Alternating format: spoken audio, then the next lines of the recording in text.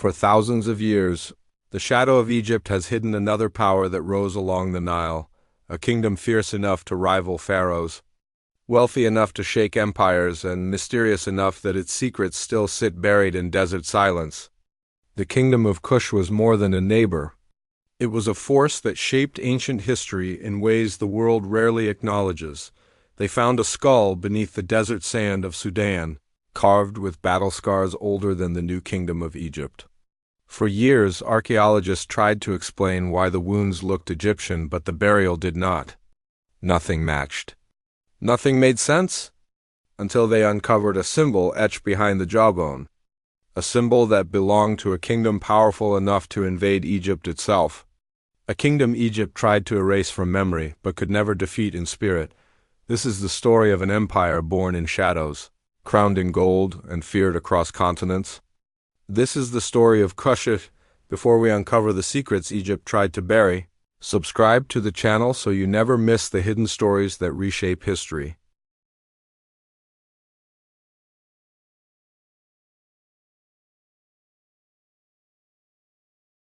Let us now begin the complete documentary rise of a kingdom the world forgot. Long before Egypt built its pyramids, the Nile carved out a second cradle of civilization further south. In this valley, people built villages against the red cliffs, traded along the river, and forged a culture that grew quietly and steadily until it became a kingdom.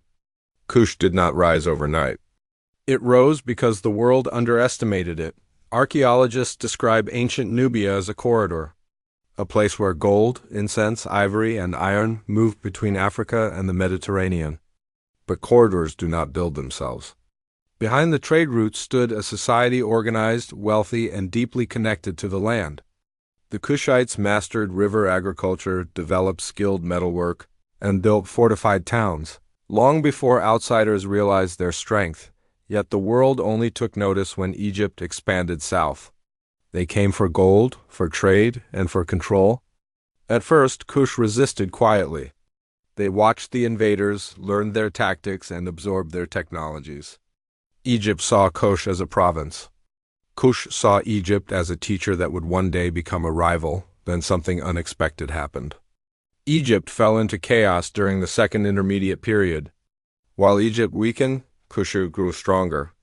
Their leaders unified towns along the Nile, consolidated wealth, and built their capital at Kerma. Kerma became a powerhouse, a city filled with mud brick towers, ceremonial temples, and a royal compound that stunned even the Egyptians who later reached it. But the heart of Kush was more than architecture. It was identity. The Kushites practiced rituals unique to their land. Their kings were buried with massive tumulus graves, surrounded by servants sacrificed to join them in the afterlife. Their art blended African aesthetics with elements borrowed from Egypt but reimagined in bold ways. Their warriors wore feathers, leather, and jewelry that reflected wealth and power. When Egypt tried to crush them, they resisted fiercely. The soldiers of Kush fought with longbows so powerful that Egyptian scribes wrote about their accuracy with fear. Traders and travelers described the Kushites as tall, disciplined, and striking in appearance. They were not a small kingdom. They were a force waiting for the right moment to rise. That moment came when Egypt's influence faded again. Kerma grew bolder. The Kushites raided Egyptian territory, disrupted trade, and challenged pharaonic authority. The balance of power was shifting, and both sides knew it. Egypt eventually defeated Kerma, but they could not destroy Kushite culture. Instead, they accidentally planted the seeds of a new era. Under Egyptian occupation, Kush learned the secrets of administration, writing, and monumental building. They learned how empires worked. And when Egypt weakened once more, the Kushites broke free, moved their capital to Napata, and created a kingdom far more ambitious than before. This was the beginning of the Kush that would one day conquer Egypt itself. The Black Pharaohs. When Kush ruled Egypt, it started with a prophecy. The god Amen, worshipped in both Egypt and Kush, was said to have spoken through his priests. The rightful ruler of Egypt would come from the south. For centuries, no one believed it. But the Kushites did. Under King Alara and then Kashta, Kush began extending influence north. They did not march with swords at first. They marched with symbolism. Kushite royalty visited Egyptian temples, gained favor with priests, and positioned themselves as protectors of the old religion at a time when Egypt was fractured by internal fighting. Then came Pi. Pi was not a typical conqueror. He did not see himself as a foreign invader. He believed Egypt had lost its way and he was destined to restore order. When northern warlords tore Egypt apart, Pi launched a campaign that still reads like the script of a cinematic epic. He sailed north with his navy along the Nile. His inscription, known as the Victory Stela, does not boast of endless battles. Instead, it describes moments. The smell of river mud as his ships drifted toward enemy fortresses. The sound of his troops chanting in Kushite dialects. The surrender of cities one by one as Pi's forces approached. The Egyptian rulers were shocked. Many had never imagined that a kingdom they once considered inferior now possessed an army disciplined enough, trained enough, and confident enough to challenge them. Pi besieged Memphis, the ancient capital. When the city fell, he entered the temple, performed purification rites, and declared himself Pharaoh of Egypt.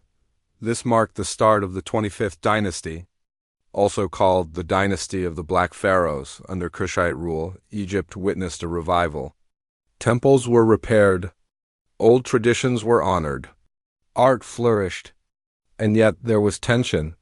Some Egyptians saw the Kushites as saviors, others saw them as outsiders wearing crowns that did not belong to them, but the Kushite pharaohs ruled with certainty.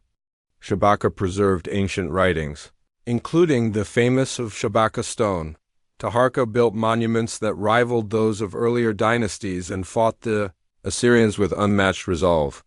Their legacy can still be seen in sculptures showing powerful, thick-featured faces with distinct Kushite crowns and royal emblems.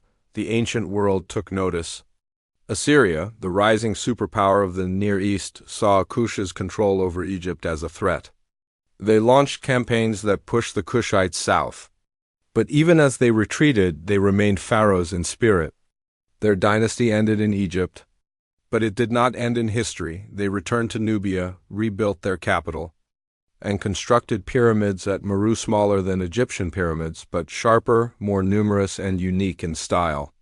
Even centuries after losing Egypt, the Kushites still described themselves as descendants of pharaohs. Their reign over Egypt lasted less than a century, but it left symbols that scholars debate even today. Was Kush the last true guardian of ancient Egyptian tradition? And why did Egypt never fully acknowledge them? Meru, the Iron Empire that defied expectations. By the time the Kushite dynasty ended in Egypt, a new center of power had already begun to rise. Meru, located deeper in the African interior, became the heart of a renewed Kushite empire. This city changed everything. Meru was unlike Kerma or Napata. It had its own script, its own art style, and an economy built on something revolutionary: iron.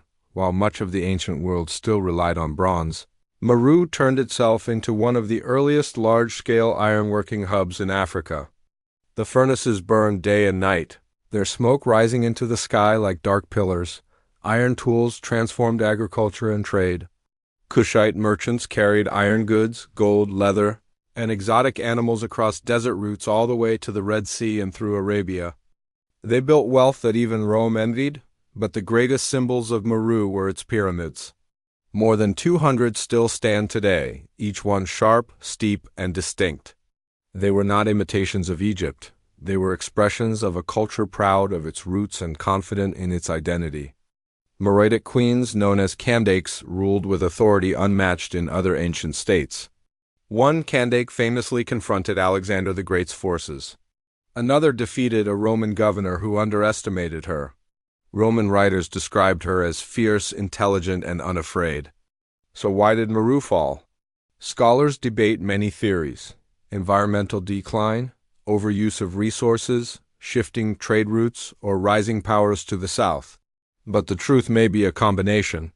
When the city finally weakened, it did not collapse in a single moment. It faded, leaving behind ruins that whisper stories no one fully understands, and this is what makes Kush extraordinary. Civilizations usually leave clear endings, Kush left legends. Its influence traveled north into Egypt, west into the Sahara, and south into deeper Africa. Its pyramids still stand. Its script remains partially undeciphered. And its legacy challenges everything people once believed about ancient Africa. Kush did not exist in Egypt's shadow. Egypt existed in its reflection. And as archaeologists uncover more fragments buried beneath the desert, one question grows louder. If this much power remained hidden for thousands of years, what other empires have we yet to discover?